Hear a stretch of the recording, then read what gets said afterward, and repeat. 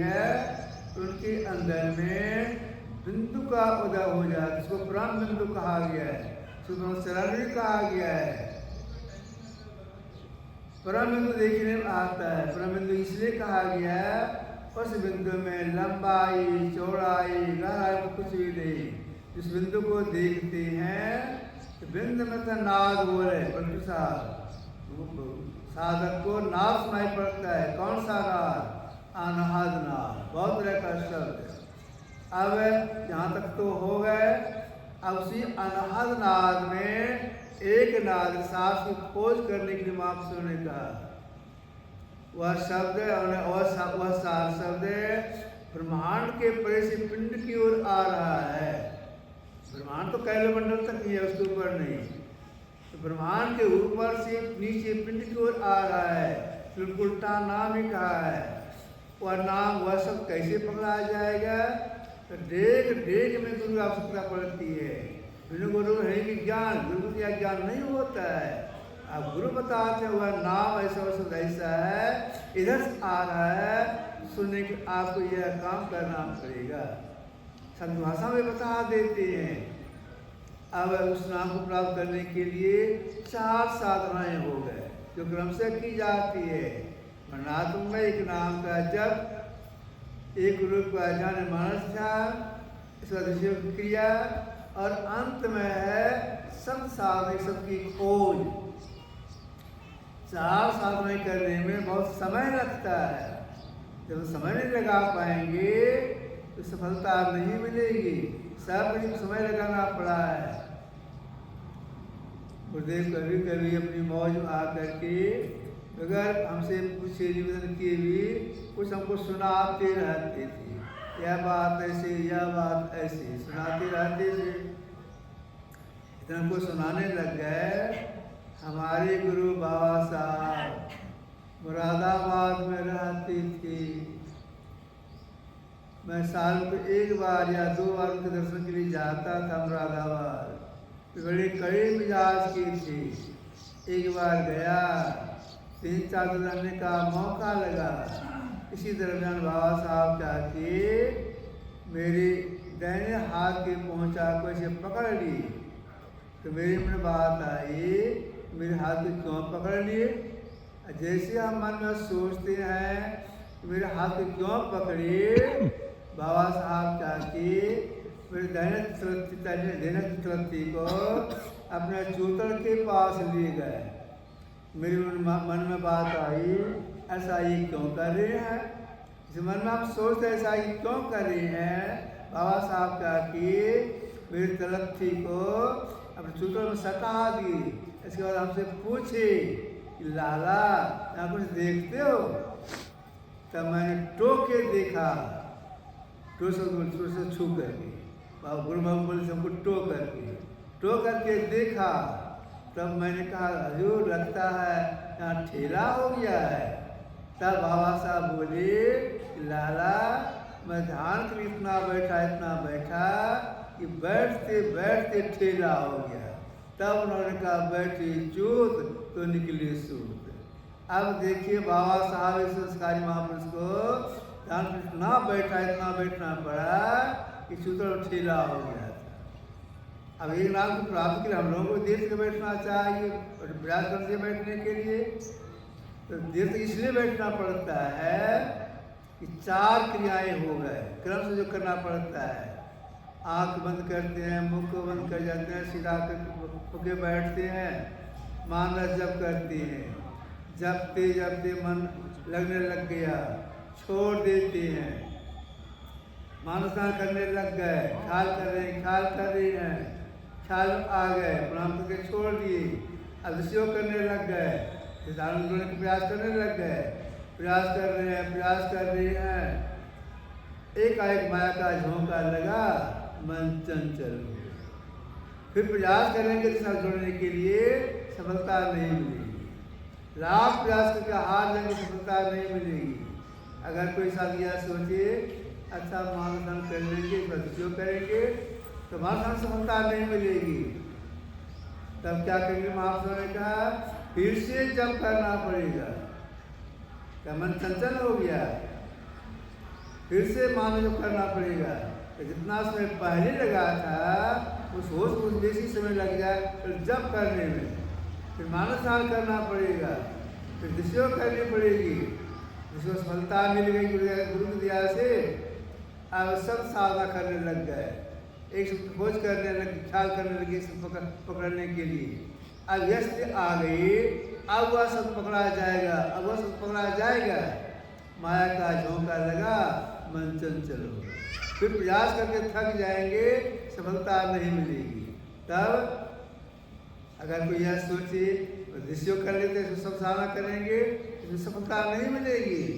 तो महापुरुष ने कहा फिर से जब करना होगा, मानसार करना होगा, ऋषियों करनी पड़ेगी, इसका सब साधना करनी पड़ेगी।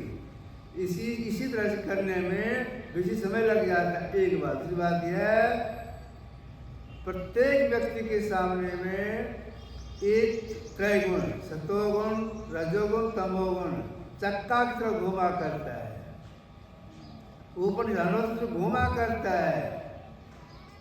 बैठे हैं जब ध्यान करने के लिए, अगर तमो की प्रधानता रही तो जब ध्यान करने में मन नहीं लगेगा, उसकी प्रधानता आ गई उसमें जब ध्यान करने में मन नहीं लगेगा। बैठे हैं, अगर सतों की प्रधानता आ जाएगी तब मन लगेगा। तो सतों की प्रधानता आए, इसीलिए दीर्घ बैठने के लिए महापुरुषों ने कहा। तो दीर्घ बैठने का प्रयास करना चाहिए। कब को करना चाहिए? तो महापुरुषों ने कहा मुहूर्त में कीजिए, इसको अमृत बेला कहा गया है। भगवान किसी भी ब्रह्ममुहूर्त में ध्यान अभ्यास करते थे, अपना सुख करते थे। ब्रह्ममुहूर्त जरूर बैठ के ध्यान करना चाहिए। जो ब्रह्ममुहूर्त में ध्यान अभ्यास करते हैं, तो जो महापुरुष से बहुत दूर में है वे अपनी शक्ति भेजते हैं साधक के पास। उनकी शक्ति को पा करके, उन ध्यान को पा करके साधक अपने घर में उन्नति करता है, ध्यान अभ्यास करने में अनुभूति प्राप्त होती है। इसे ब्रह्म जरूर ध्यान करना चाहिए। जो जगते नहीं जगते हैं तो घाटा में चले जाते हैं, उनको शक्ति नहीं आती है, आती है तो लौट जाती है। पूर्वाह्न लगभग 11 बजता होगा, गुरुदेव कृपावट आसन विराजमान थे। अपने कमरे से निकले, हाथ में लाठी ले करके बरामदे पर थोड़ा सा टहले, उत्तर से टहलते हुए दक्षिण की ओर आ रही थी। यहाँ कुर्सी रखी हुई है। जब वहाँ पर पहुँचे तो दक्षिण तरफ से एक शक्ति गए प्रणाम करने, झुके प्रणाम किए, फिर खड़े हो गए और हाथ जोड़ते गुरुदेव को कुछ कहना चाहते थे। हाथ जोड़े तो गुरुदेव उनके चेहरे देखने लग गए। फिर सत्संगी बोले हजूर ध्यान करने में मन लगे, दया की जाए। तो गुरुदेव के चेहरे देखते हुए बोले कि देखो जी मेरी दया तुम्हारे पास जाती है, तुम सोए रहते हो, लौट आती है। कितना घाटा है। इसलिए सब भोर में जग कर ध्यान जरूर करना चाहिए। गुरु दया आएगी, विकास होगा ध्यान करने में, मन लगी अनुभूति होगी। अगर नहीं जगते हैं साधु तो कहते जगिए, जग के कीजिए, दया आएगी। अब कोई आदमी इस बात को नहीं मान के सो ही रहते हैं तो उनके लिए क्या हो जाता है? श्रीदास जी महाराज ने कहा है कि जागे ना पिछले पहर, करण गुरु मत जा, मुँह फाड़े सोवत रहे, ताकू लागे उसको पाप भी लगता है। गुरुदेव गए हुए थे कटिहार के गांधीपुरम सत्संग करने, वहाँ सत्संग मंदिर है। अपराह्न कर सत्संग में जब बैठे करने लग गए तो अपने पुरुषों ने बोले थे गुरुदेव जो अपने अंदर में ब्रह्म प्रकाश को देखना चाहते हैं, ब्रह्मनाथ सुनना चाहते हैं, रात को जग के ध्यान करें। ये उनकी भाषा है। अगर नींद सतावे तो सो जाएं, फिर जग के करें। तो रात में लगे रहिए। अगर पूरी रात नहीं जग सकते हैं तो जरूर जग के करना चाहिए। इसके बाद दिन में स्नान करने के बाद तुरंत बैठना चाहिए। स्नान करके माथा ठंडा हो जाए तो जरूर बैठ के थोड़ा सा कर लेना चाहिए। इसके बाद दिन की समाप्ति, रात का शुरुआत या संधि बेला है, इसमें बैठ के जरूर ध्यान करना चाहिए। हम लोग वैदिक है, वैदिक में त्रिकाल संध्या है। इन संधियों पास हम पारंगत हो जाए, अनुभूति हो जाए, एक शब्द की प्राप्ति हो जाए, अपना पहचान कर ले, परमात्मा मिलके एक में हो जाए। जितने बड़े बड़े महापुरुष हो गए, सबका कहना है भाई तो कुछ संयम करना पड़ेगा। तो संयम नहीं करेंगे सफलता मिलेगी नहीं। तो संयम में क्या करने के लिए महापुरुषों ने कहा,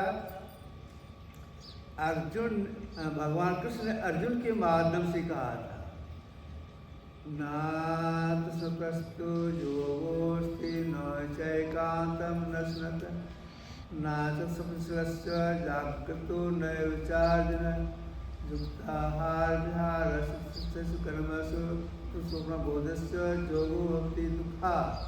हे अर्जुन, या जो की बात उसको बता रहा हूँ, क्या बहुत खाने और सिद्ध नहीं होता है, बिल्कुल वासी को भी सिद्ध नहीं होता है, बहुत सोने वाले सिद्ध नहीं होता है, बहुत रहने वाले सिद्ध नहीं होता है, चले बैठे रहने वाले सिद्ध नहीं होता है, बहुत काम करने वाले सिद्ध नहीं होता है। तो किनको होता है? जो सब काम न तुले रखते हैं, न अधिक खाते हैं, न उबासी रहते हैं, न अधिक सोते हैं, न पूरा जगते हैं, न अधिक काम करते हैं, न चले बैठे रहते हैं। जो सब काम तुले रखते हैं उनसे योग होता है। एक बात, दूसरी बात यह है, जो हम सफल हो जाए तो संसार में कैसे रहना चाहिए? अनासक्त में रो भाई, दमन कर मानिए, संसार में रहें, संसार संभाल करें, लेकिन अनासक्त भाव से। आसक्ति रहे तो संसार में रहेंगे, तब जब ध्यान करने में मन लगेगा, अनुभूति भी होगी, अपना पहचान भी होगा। किसी भी भेष में रहें, भीतर से विरक्ति, अगर आसक्त होकर के रहेंगे तब काम नहीं बनेगा।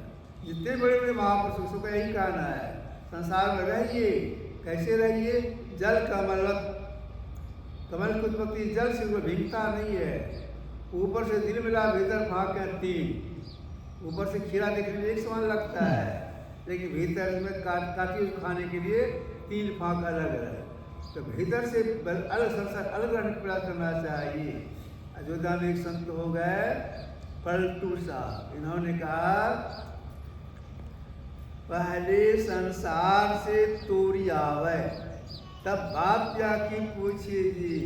तलवार दो है, बयान एक ही, इस महाद्वार में कीजिए जी। मीठे पर दूर करो, करो प्रेम पर कीजिए जी। पलटू जब शिष्टाचार्य तलवार जाके लीजिए जी।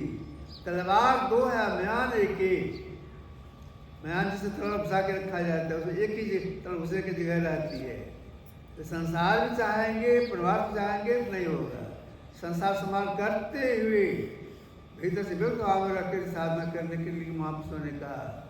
इसलिए गुरुदेव ने जोरदार शब्दों में कहा, और कैसे रहो? अनासक्त भाव से रहो, कोई आसक्ति नहीं। यह ज्ञान कहाँ होता है? यह ज्ञान सत्संग से प्राप्त होता है। हम संसार में कैसे हैं, किस रानी में हैं, संसार सत्संग करते यह ज्ञान होता है। सत्संग को कहा गया है ज्ञान यज्ञ। इस ज्ञान यज्ञ में जो आते हैं उनको अनेक प्रकार के अध्यात्म ज्ञान, भौतिक ज्ञान की प्राप्ति होती है। इस सब सत्संग में जरूर आना चाहिए, शाम से प्रयास करना चाहिए। सत्संग करने से, जब ध्यान करने में प्रेरणा मिलती है। अगर सत्संग नहीं करेंगे प्रेरणा स्रोत बंद हो जाएगा। बहुत लोग सत्संग में नहीं आते हैं, जो वहाँ कहा जाएगा हम जानते ही हैं। यही बात गुरुदेव के साथ हुआ था। गुरुदेव गए थे कहलगांव, जो भागलपुर से पूर्व तरफ है, कहलगांव। सत्संग के बाद गुरुदेव देखे कौन कौन आदमी आए हैं, पहले देख लिए थे। एक आदमी बुलाए, सबको देखा, पुराने बाबू नहीं देखा। पहले सत्संग आते थे, कहा हजूर में सत्संग नहीं आते हैं, क्यों नहीं आते हैं?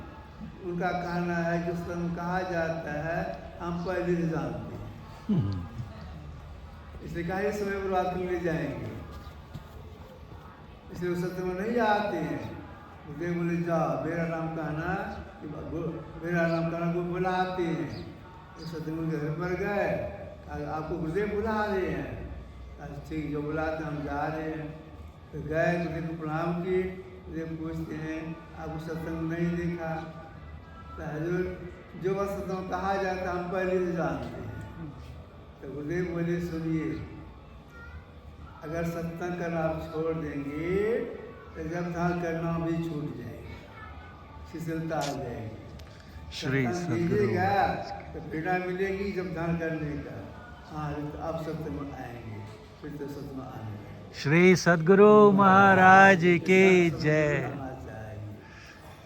श्री सद्गुरु महाराज की। हम लोगों को तैयार होना है और विशेष कर जाना है। आरती बोलिए।